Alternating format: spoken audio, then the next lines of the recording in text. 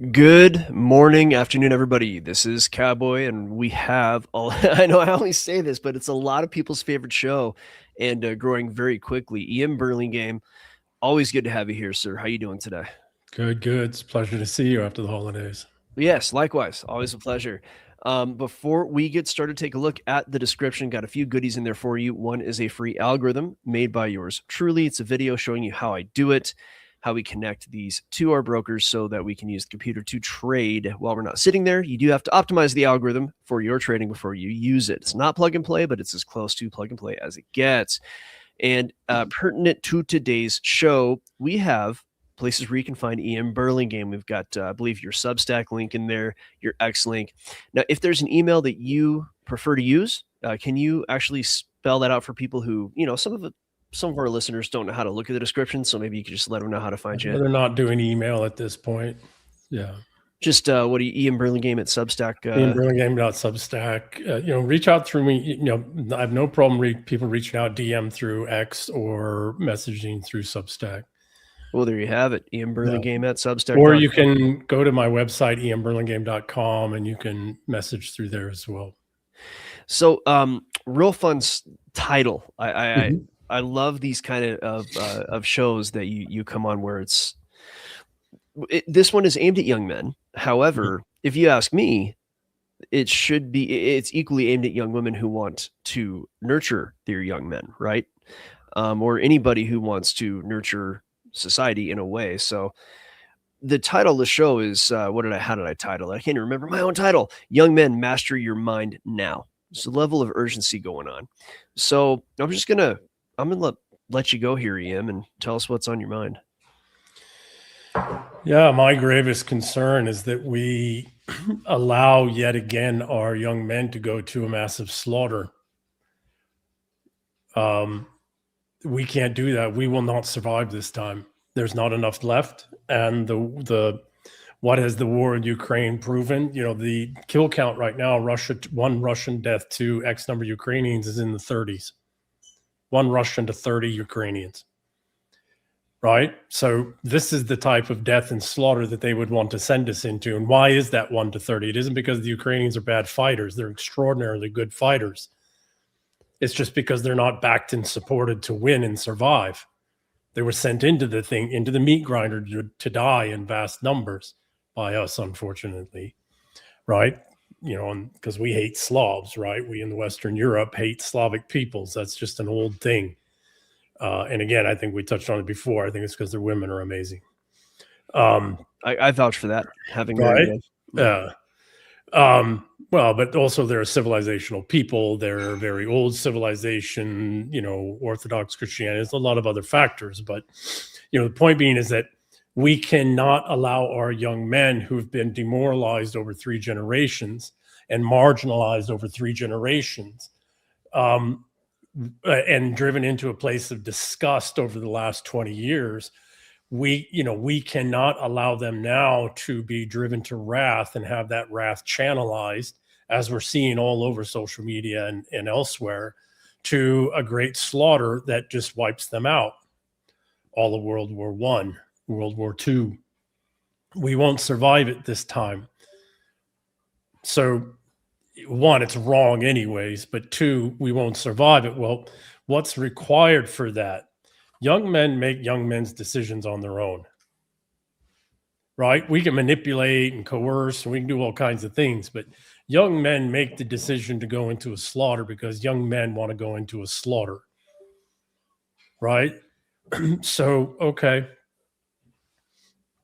How do we help young men be able to think such that they can decide, because they're in a place of wrath, and that wrath's real, and there's very real reasons for that wrath. They've been driven to it for generations. Started in my generation, really started in my boomer parents, but it really took off in my Gen X generation, and then the millennials and the Gen Zs, etc.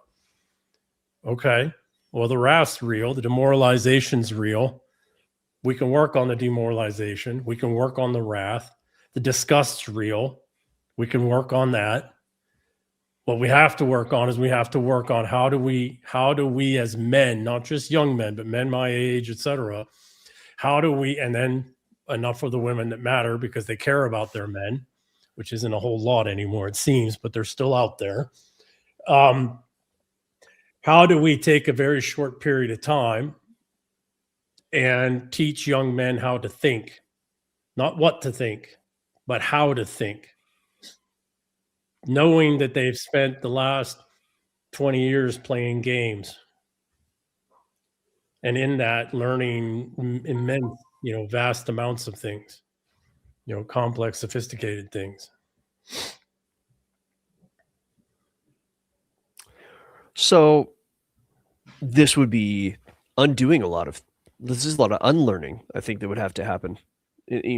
How do you learn to learn, not to, it's not undoing. That'll happen in the process. What we have to finally give men is the ability to learn how to learn.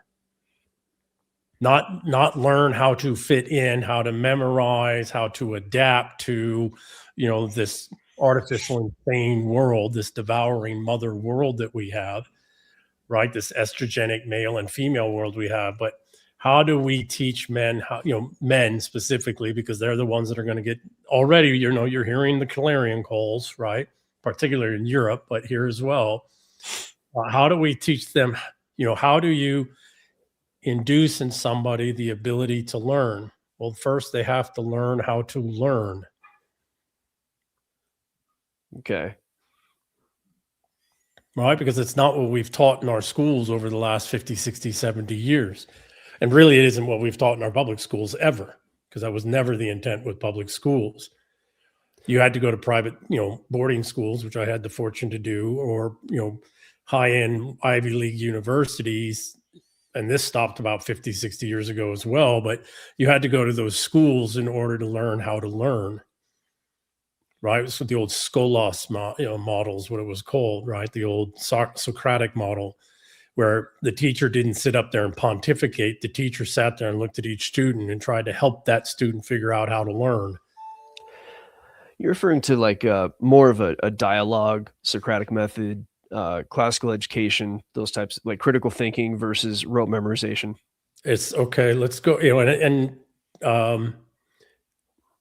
I haven't followed him much over the last several years, but this is something that Jordan Peterson was touching on some years ago when he was having such a major impact, right? Is that, he wasn't trying to tell, even when you can see him as a professor when he did his first videos, when he was just a professor before he became a public figure, he wasn't he was trying to go, okay, well, let's go on this journey. Let's take this journey together and then come with your questions, right?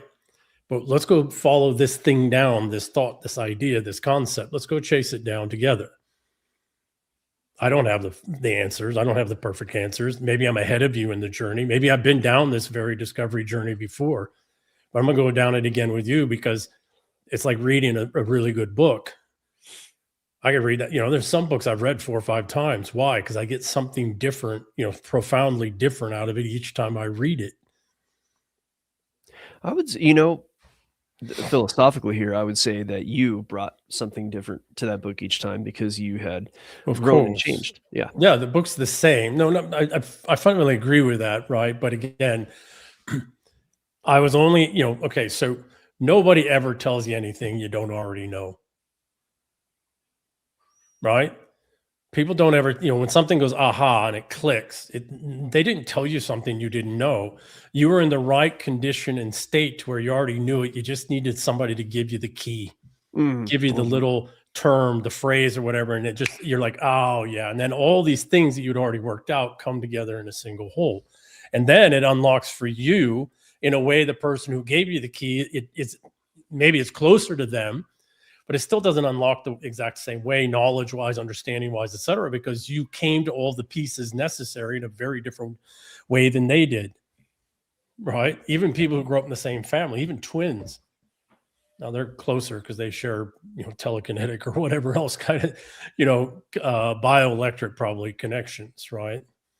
So yes, of course, you're different each time you come to it. But, the point is that each time I went to the book, I was ready to learn the next level, the next layering of, knowledge and information that was available there. And I go, why do I go back to that book? Because that book proves to have some keys that work for me. Right? When I'm ready to consolidate a complex space down into something I can understand and articulate, I need to go to, to the little box of keys and find the right key to, unlock that knowledge as a single whole. As this pertains to young men, what do you think would be, like, let's just say you have somebody watching this who has a short attention span. What do you think, kind of a quick bit of advice to give to young men? What would it be that would help them ready their mind for such a thing, ready their mind as fertile ground for such a key? Yeah, so great question. Truly a great question. First off, we have to realize that we're all playing a game. It's the infinite game. I call it that in the book, The Eternal War, for a reason. We're all playing a game. Games are not boring. If it's boring, it's not a game. It's a work, or it's the war. So we're all playing a game, and the most rich multiplayer online role, MMORPG, I can't remember the second. Yeah, I know more MMORPG, online role-playing game. Anyways, the largest MMORPG and the most sophisticated and rich MMORPG with vast amounts of things to capture our attention and to keep us within the same bounds, even when we lose attention on something, is life. But young men aren't connected with life. That's why they're angry. That's why they're disgusted. That's why they're demoralized, because they've been intentionally disconnected from life and the world. And specifically, they've been disconnected from the world of men and forced to go live in the world of women, in this, not even actually in the world of women, because a man can't, but in this estrogenic, in-between, amorphous, made-up world. And so when a man decides, I'm going to be a man, I'm going to be somebody in this world, I'm going to connect in this world, however, I'm going to play this game of life, and I'm going to play it fully. Holy cow. It doesn't matter if you lose your attention on something, because what you skip to is something you still need to know. Right? Interesting. I don't have the best attention span in the world, but what I do have is, from the time I was young, I committed that I want to understand what it means to be human. That's been the single driving thing from the moment I was 7 years old.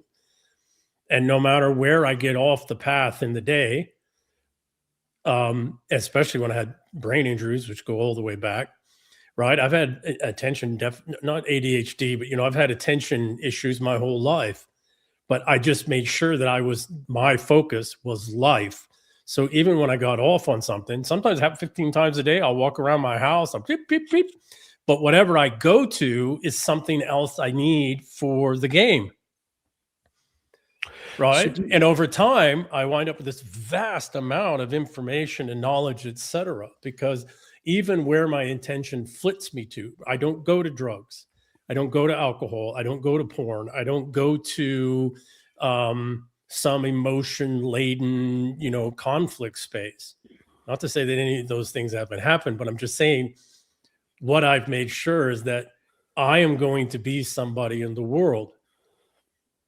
And by saying that, and I mean in the real world. And by doing that, you start removing some of these things that you might get distracted to that aren't going to teach you anything. And then go ahead and be distracted. Right? And that's the other thing. We're not life, the game of life. You don't win it every day when the bell rings and you leave the classroom.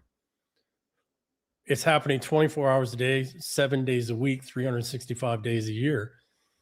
And you're adding little bits of knowledge every time. You're getting smarter and smarter and smarter. I can't remember what it was, but if you spend an hour, people can correct this in the comments, right? But something about if you spend an hour a day studying one thing for a week, you're more knowledgeable about it than anybody in your community. If you spend 1 year, you're more knowledgeable than all but 5% of the people in the world. And if you spend 5 years, you're in the top 0.1% of people knowledgeable on that thing. Right? Well, young men have been playing games for 20 some odd years that have touched physics, touched complex mathematics, social structures, social engagements, deception, combat, economics, just vast number of fields, right? Young men have extraordinarily trained neurocognitive, neurological infrastructure. They just haven't laid that down on the real world and go, okay, well, let's do the mapping there now. So you can play the game of life, right? So, like you, I will, my mind goes here, mine goes there. It's always been that way. And what I've noticed, though, is that as my mind goes elsewhere, I'll be focusing on, let's just say, puzzle A. And then, whatever happens consciously kind of comes to as far as it's going to go. We'll say a limit. And then focusing more on that begins to be less productive. And then I'll go do something else. Maybe it's a new problem. Maybe I don't know, go outside and try to get rid of the gophers in the backyard, whatever it might be. However, it seems that the subconscious does continue to work on the problem in the background. Correct. It's called the default mode network. Yes. So with that subroutine and like you, I do, excuse me, I do have some attention issues. And I have to really, when I have a task that is on a time frame, I have to really make sure that I limit that. But in general, my way of doing it is to always have a sort of a North Star, if you will. So even though my mind goes here, mine goes there, I always have like that primary goal in mind, and I have to course correct to work back towards that. That's how it works for me. I don't know if that's the best way for everybody, but I like simple methods like that. So for me, what I had to work out, because I had brain injuries when I was young, I had a very violent childhood. Physically violent in every other way. So I've never had a very good memory for facts and data and details, for connections and how things work. Sorry to interrupt, EM. You could have fooled me because you have some really impressive facts and data that you've come with forward on the show. Because I stick with things for long enough for them, but more importantly, what I had to figure out when I was a kid is how do things work? Not what are the things, right? And not what are this or what is that, but how does it work? Why does it work? And then by doing that helps me go find the facts easy. That's like, if you know how the thing works and why it's doing this, you can go chase down the little minutia details of this, and this. Unfortunately, it doesn't work the other way. When you focus on tables of facts and details and data, what other people have processed and worked out, you don't make the actual connections unless somebody told you that, right? So for me, I learned because I couldn't remember formulas, I couldn't remember all that kind of stuff when I was young. So then I had to focus on, okay, well, why is that equation that way? How does that equation work? And then from there, you can figure out what the expressions are. The actual formula that you can't remember, that 2 pi r squared or whatever the hell it is, right? I mean, that's an easy one, but you know what I mean. So for me, what it was is exactly what I said. I am going to be somebody in the world, in the real world. And that's provided left and right boundaries for my distractions. Right? That because of that, it means that whatever my attention goes to needs to be something that's contributing to my progress in the world. I might have 5 of those things going on at the same time. Right? And then very much what you're saying, what that also does is it consumes all my subconscious. Like this morning, I woke up, popped up. Some mornings I pop up at 2 o'clock in the morning. I'm like, oh, okay, that's what it is. And I get up and I write it down. I write an article, or I, write the chapter in the novel, or whatever it is, right? That's the other thing I learned early on is, set structures and systems and processes don't work for me. I got to let the brain work on it, let my mind work on it. I got to go look at some things. And then when it comes to me, it's like, okay, I get it. And then tap it out or connect with somebody and test it, right? Because I'm not always right. Most of the time I turn out to be right, but not always. And sometimes I'm missing some fundamental pieces. So I might be right, but I'm not as right as I need to be. right? So, when I look at men today, I look at this extraordinary education they have in the form of their brains wired to engage with very complex games. It's what people don't realize is that that's an education. That's teaching you physics, it's teaching you chemistry, it's teaching you sociology, it's teaching you behaviorism, it's teaching you politics, it's teaching you tactics, it's teaching you in some games strategy, deception detection, it's teaching you technologies, it's teaching you engineering, it's teaching these games that folks have been playing, and myself as well in some cases, for 20 some odd years. This is why games are so boring now. They're not teaching anything anymore. They taught so much over the last 20 25 years of video games particularly, and role-playing games, etc., that what more is there to learn? Well, guess what? There is something more to learn. Go apply it out in the real world. That's the real game. Take all that stuff you didn't know that you learned, but you learned, and let's start applying it to the real world. That's where the real fun begins. Interesting. People have their opinions, but I had some really great experiences many years ago now at Landmark Education, and everything has its advantages and disadvantages. But what's really cool about their philosophy, if you will, is they gamify everything. Yes. It's all about, you have to make this into a game. And in many ways, at least for somebody like myself, it really helped to distill the pathway to success, if you will, right? It really helped to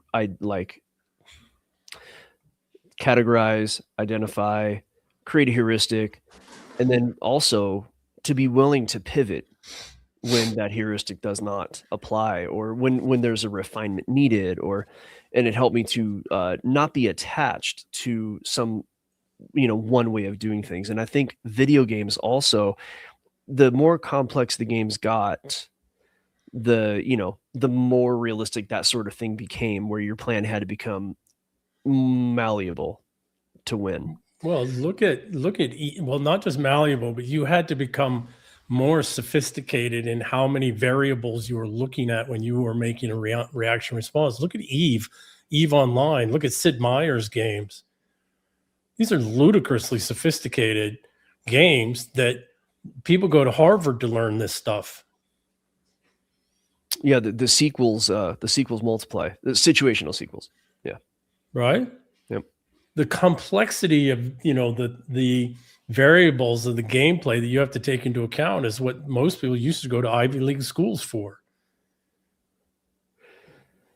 Yeah. Yeah.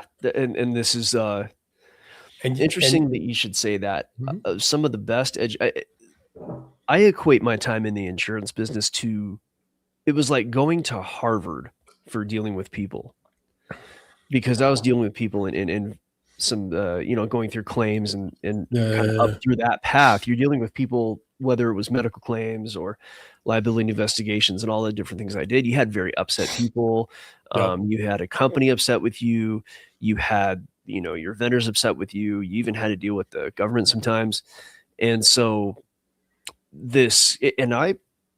I think I might have had some natural people skills, but then I had some other real deficiencies in dealing with people. So this was something that it wasn't like I went to school to learn how to do this. I literally had to do this or my bills were not paid. I was not getting any help from anybody. Yeah. And so through that survival was expressed and distilled this capability to read people pretty quickly. Yeah. Or even better yet, part of the conversation I told you about I had last night, I've gotten to this point where I'm starting to get really good at understanding what I don't know. Like, I know that I don't know this. I know that I don't know that. And what I've gotten also better at doing is being comfortable with not knowing those things. Yeah. And then that way, when I'm comfortable not knowing X, Y, and Z, even though I feel like I need to know it, being comfortable not knowing that allows me to calmly assess those things rather than to be emotional because I don't understand what's going on and it's freaking me out. So Yeah. these are all things that I learned over years of experience in the real world as opposed to reading about it in a book. Yeah. Yeah. Yeah. Right. The two things, the two strongest, the two things a man can say that demonstrates that he's solid, a solid individual, is no and I don't know. That's pretty good. I like that. Right. It's two, the surest signs of maturity in a male is the ability to say no and I don't know. Right. Yeah. A lot of guys have a hard time standing up for themselves. Well, most of the time, the inability to say no has to do with a conflated sense of your own self-worth and your own importance. Well, they can't do without me, or they can't do it without. It's like, yeah, no, I'm not what you need. I don't have what you need. I can't help you here. No. Right. Mm-hmm. And, and then the I don't know part is, and it kind of ties into that, but it is separate. It's just, yeah, there's things I just don't know. And there's some things I'm just never going to know because they're so far out of my domain. They're so far out of the game of life that I'm playing that it's like, what I do need to know is enough that if I run across one of those, I know who to go to or where to go to, right? So that I can at least get some quality information on something that I don't know, right? And this gets back to what I was saying, right? We need to learn how to learn. And then once you learn how to learn, or in the process of learning how to learn, the fundamental skill in there is learning how to ask the right questions.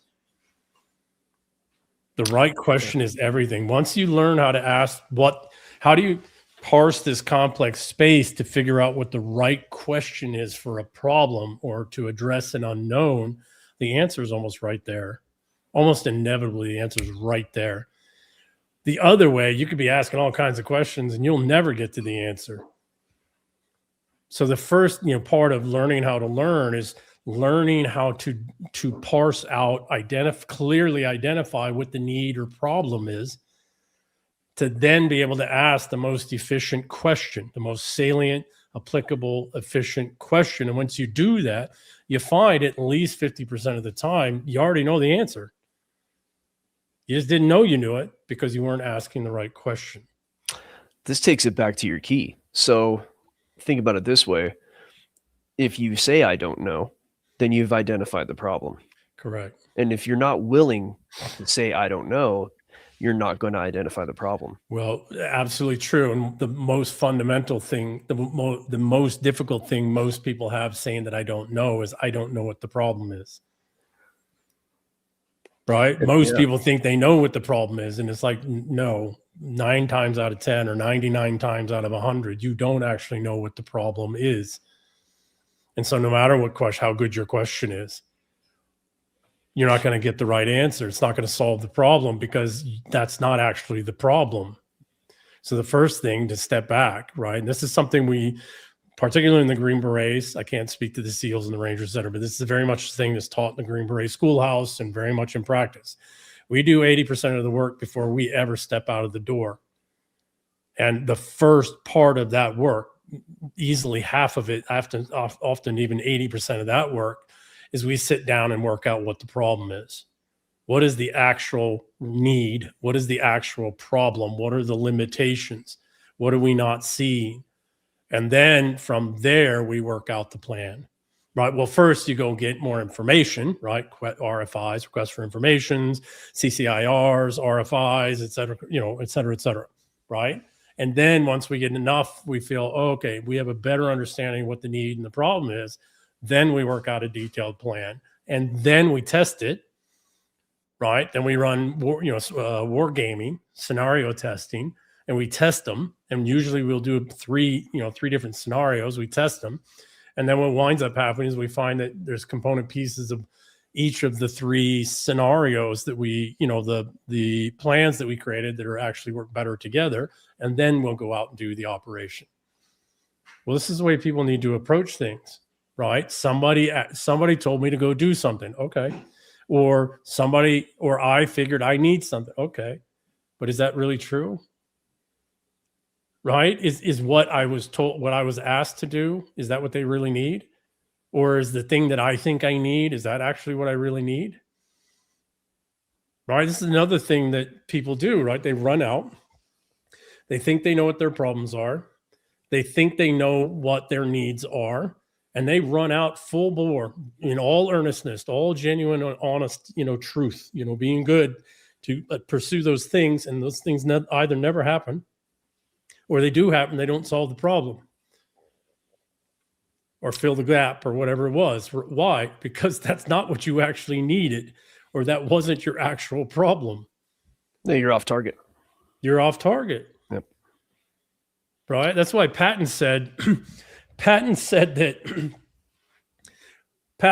the guys he promoted were smart but lazy.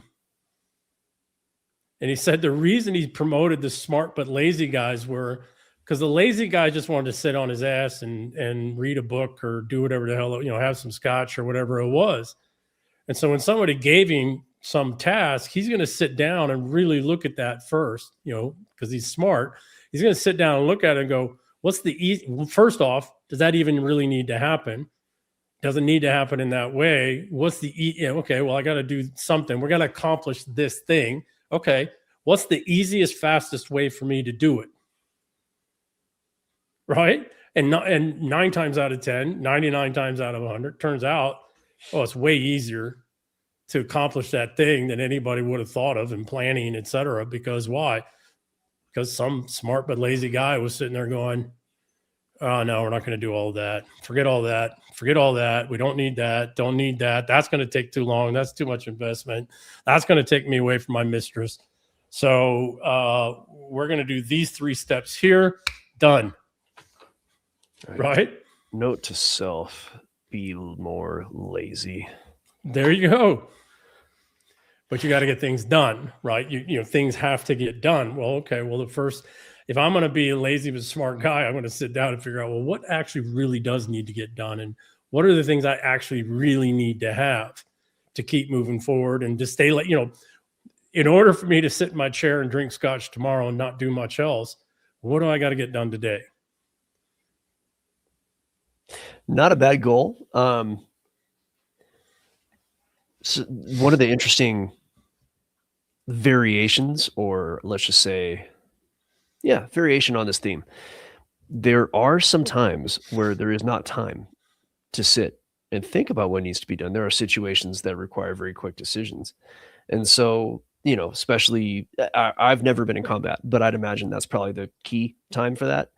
So I'd imagine in a time like that, or say, whenever I was in a negotiation and something unexpected arose, there would be a sort of a baseline heuristic on which I could rely, something that, again, another North Star, be ready to deviate.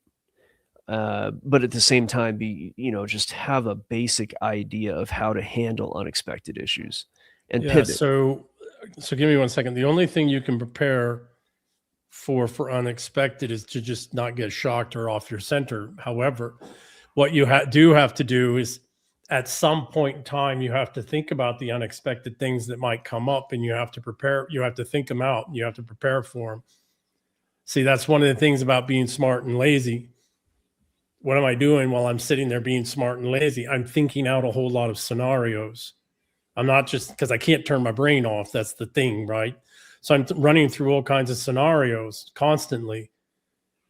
And so, okay, what happens? Well, when something comes up that's, random, it's okay. I already thought about that 3 years ago, right? I've already run down that scenario 16 times. I'm going to do these things. See, I think those of us who, I like to think I'm a quick thinker. I don't know if that's the case, but there have been times when I've thought fast, certainly. And I agree with you. It's when you've had enough unexpected scenarios happen and the feeling of how to deal with it, you combine that with just a past library of knowledge. Correct. And so, but one of the things that it's been a long time since I've done any kind of martial arts, but I've had it where in martial arts, somebody rings your bell and it's like you thought you had them, and all of a sudden everything goes "Ree" in your ear, and you just got to kind of back up. But the more often that you get that without permanent damage, which I may have had a little bit of that, the more it's easier to deal with those shocks. The more of those shocks you've had, and I think that applies to life as well. Not necessarily, yeah. Especially, particularly when it has comes to do with the brain. When it comes to dealing with the unexpected, the more unexpected things you survive, the more unexpected things that you've thought ahead of time that might happen or could potentially happen, which is why part of the reason why young men do have such a hard time paying attention is because what we're wired, designed to pay attention to is the thing out of the peripheral vision. It's the unexpected. Mm-hmm. And when we're sitting down on a task, there's no threat to me or very little threat to me. And so my mind immediately starts to wander. Okay, well, what's the threat, right? I'm engaged in a task, left hemisphere, right? Control, I'm engaged in a task, but the right hemisphere is naturally like, okay, let's keep scanning the field. Something might come out of nowhere. Well, that's how men are wired, because that's how we survive, right? That's how we survive these violent, unexpected things. And so the world that we have is designed for women. It's built for women. It's built for these long attention spans. Well, that only exists in very, very safe and secure environments. Men are not wired for very safe and secure environments at all. Right? Now the estrogenic are, because they got higher estrogen levels, and they're not fighters, right? They're not they're not oriented to looking for all of the wild, random craziness that might be an imminent threat that comes out of nowhere that we have to deal with, like you're saying. So there's a reason men have a different short attention spans. It's not because they're freaking ADHD, et cetera. It's because they're wired to constantly scan for threats. I've heard that. I joke with my wife that I have a disability. It's a joke. But she'll go send me like, oh, I need this out of the cabinet, right? She'll be upstairs with the kids. I can't find the damn thing, and then she'll go down and hear it right. My eye passed over it 19 times. Well, I read it's not a threat. It's not a threat. Yeah. So what I've read somewhere, and I don't even know where I read it, that men are geared to look for things that are moving in, like you said, your peripheral vision, because that's like a little, might be an animal, might be whatever. Women are far better at seeing stationary items and finding stationary items in a place, where men, we are still hardwired as hunter-gatherers. Yep. Yeah, it might not be a threat. It might be something you need to eat. Might be prey. Correct. Or breed with. That's right. My reflexes are pretty good. If I think my son threw something in a strange way, and I was like, with my left hand, just bam, got it. Yeah. And I think that's, now that can be trained. I've seen women with, my wife actually can kick my ass in ping pong on a bad day. So, that could be trained, and not everybody's. Yeah, well, it's a different kind of, it's a very set, rigid way of, yeah. So if we might, let's get back to learning to learn, right? Sure. Yeah. Sorry about that. No. This is all part of it. I know we're running some time for you because you've got a short day today. Well, long day, but short dialogue with us, right? I launched a thing the other day. If some men want to come and play, I'm going down a journey. Right? I'm going down a journey. I've spent decades learning how to learn. I've spent my whole life learning how to learn. And I have these conversations. I'm able to have these conversations. And now I've got all gratitude to my violently insane mother, but she's the one that set me on the path. And she embedded in me when I was young, you need to learn how to learn.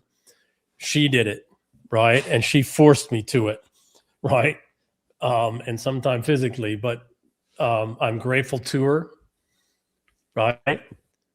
So I'm getting ready to go down a pathway. If some guys want to come and play, come and play. It's not going to be easy. There's going to be puzzles. There's going to be encryption. There's going to be ciphers. There's going to be all kinds of things. And I'm going to show you texts and snippets from books, from the Scottish and the English Enlightenment, etc., that you need to understand and you need to think about them, and they're in Old English, but they're going to lead to different pieces in different places. And in the process, you will be applying all of this neurological capacity for game playing increasingly to the very real world so that you can see the world better. Why? Because we cannot allow ourselves, we men from my age all the way down to the teens, we cannot allow ourselves to be deceived and misled into a slaughter. We cannot, we will not survive it. So we have got to take this immense capacity for gameplay, the infinite game, as I write about in The Eternal War, and we have got to rapidly apply it from the artificial games to the real game of life. And that means there's some things you're going to have to learn about, some translation stuff. You're going to be like, oh, I saw this mechanic in the game, or in this game, or in this, or I saw this little nuanced thing in this aspect of this game. Great. Now let's translate that to the real world in history, so that when they come at us, which they're already doing, right? When they come at us with all this radicalization, demoralization, all of the clarion call to war and to violence, particularly ethnic violence, that we don't necessarily have to go that way, right? We can play. They're playing us. That's exactly what they're doing. They are playing us. Okay, let's play you back. Well, like and you let's said, outplay you, right? We have an entire generation of men who have been trained to play, don't we? More than one generation. Going back to my generation, right? Mm-hmm. Got to remember these games started in my generation. Yeah, true. I'm an Xer. I was born in the 70s. Yeah. So yeah, that is true. So that's 3. That's X millennial. Correct. Z alpha. It's 4. Yes. So there's a thread. This is the beginning of the, let's follow the white rabbit. The white rabbit's got somewhere to take us and show us some things to show us. I dropped a little thing the other night on X, on my personal X account. I was going to ask about that. People go start following. Let's see if you want to play. And girls are welcome to join too, right? This isn't just a male thing, right? Because women are, I love women to death. I'm just not a woman, and women's roles in the world, men's roles in the world are fundamentally different. But there's some girls that are really good at these types of games, right? They're very good at this type of, nuanced parsing out what the hell that bitch mean, right? So, we need all, right? That's also, like the best pairings. I don't believe in this bullshit, this Christian bullshit that women should be subservient to their men. This Islamic bullshit too, right? I don't believe it. I think men and women should try to be peers, but respectful of the fact that they're fundamentally, uniquely different. Mm-hmm. And we're not going to be able to be peers in the same areas in place. There's one area that we are a peer. We're both parents to our children. And in that one unique area, now we even approach that, but we should, if we earn it, should have equal place and position as parent. One role, right, that we can as men and women share as peers. Everything else is a subset of that, really, right? Well, I mean, look, as a man, you need to, if you're not deferring to your wife's female conceptual domain, then you're an idiot, because you'll never be female. You're losing half of the information intelligence space. Yeah, but don't make the mistake of deferring away from your own conceptual domain as a man, right? Because this is what I think they're trying to confuse us with. That's why the word defer is the wrong one here.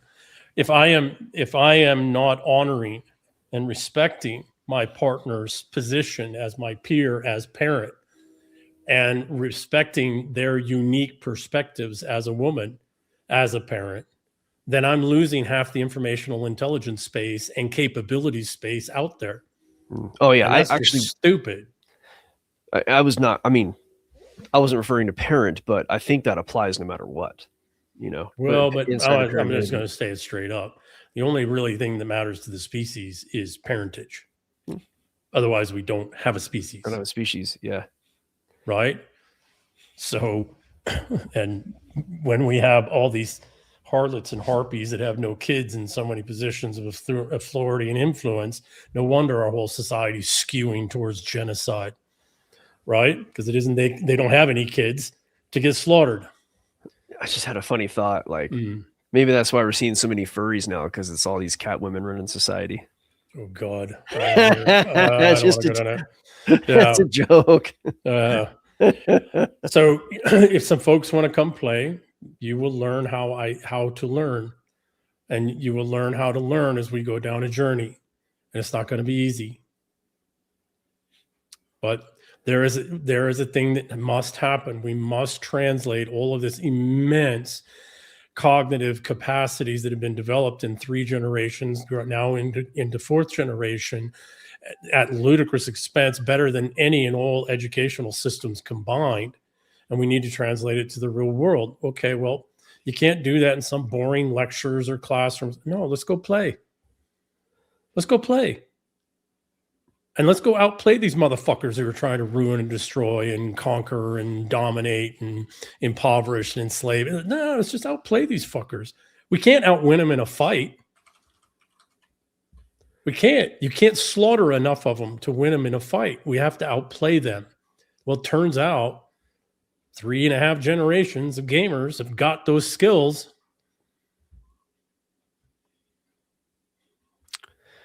Trying to find... I can't search Twitter, as you know. I've got an issue there. Looking, here it is. So you are on X, you're at EM Burlingame. Yeah. And I'm going to bring the link up so everybody can see, if you want me to. Yeah, go ahead. All right, it's public. I made it public. Let's do this. We'll throw it up there. I ran it through the translator, but I think that's going to have to be ran through something else. Well, you got to think, maybe I didn't do it in the same language, or maybe, right? See, this is the thing, right? If we're going to win at life, we need to be equally as devious and sophisticated as the enemy. Yeah, this looked what I was able to identify. I don't think it read out as some form of Gaelic. Nope. No, it's close. Go over one island. And what was the language there? Oh, let me see. It's old, but it's Old English. Okay, I was looking for the name of that. Obviously not Welsh. No, it's not Welsh. No. We have to understand that Old English is Frisian. It's a Germanic language. I mean, these are even some of these figures I don't recognize. It's Old English. So run it through translators, figure it out. And then down at the bottom, those are a cipher, and one is a name, and another is a phrase. And if you go figure out what the name is, the right name, and you go find that name where they are out there in the information space, social space, you'll be able to verify it with the phrase if you get the right phrase. These are on the bottom, they're anagrams? Correct. Now, if you if you go down some more to one of the comments I posted, there's a photo. What does the word say? K. What is that? See that? Go back up to the word. That is Old English for a certain word. And then there's an image. And you got to figure out in the image, what does that word equate to? Not what does the word equate to, but what in that image is what that word means. And then go back up to the key up above, right? The encrypted text, and use that as the key, as the cipher. Well, this is a fun puzzle, right? See, give me 1 second. Nothing in life that is real is ever as simple as what you see.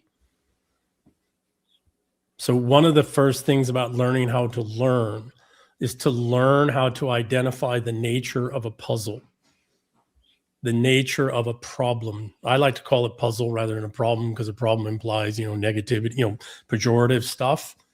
Many times in life we have, difficulties that are just puzzles. They're not problems. They're puzzles that we just haven't figured out the right key to solve, right? The right encryption key, the right puzzle piece, the right phrase, the right word, right? They're not problems. They're just puzzles, but we don't approach them as puzzles. We approach them a problem. Okay. Well, back to what I said earlier. Most times, the reason things don't go well in our life or don't work out is because we didn't sit down and properly identify what am I actually looking at and what actually needs to happen here. Well, I think that works really well as a closing thought. And I do, as always, I really appreciate having you on. I think as many people as possible should just kind of check this out. I linked that into the chat. Appreciate it. That puzzle right there. So EM, thank you for coming on. Always a pleasure. And we'll see you next week. By the way, you and I talked in the background. We might be doing some collaborations. I kind of want to have you on with Tom Luongo at some point. So and others. Awesome. I got another guy maybe. So, but one thing I do want to say for you and your Orthodox audience, it's a day late, but Merry Christmas. Oh, thank you very much. I appreciate that. I personally am, I guess the term is a heathen, but if I do love my Orthodox friends and family. So thank you all for watching. We'll be back tomorrow with is Velas on tomorrow? I'm not sure. I don't know if he has a show or not, but either way, we'll see you either tomorrow, Monday, Tuesday, whatever it is. We'll let you know in the Discord. Thanks for watching.